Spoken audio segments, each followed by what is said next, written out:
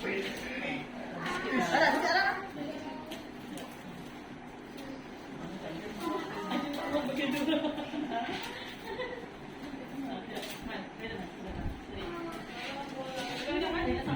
Ada dia duduk kan?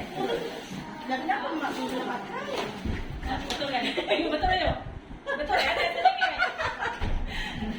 Ada lagi. Ini Betul kan lah. ni untuk mak tak payah apa. Ajim tak boleh, Ajim tak boleh.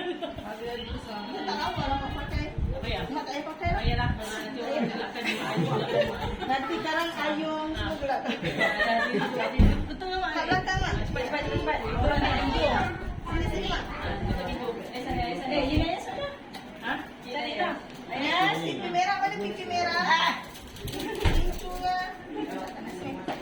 Ada kerusi tu. Ayas. Ayas. Budak. Ayah.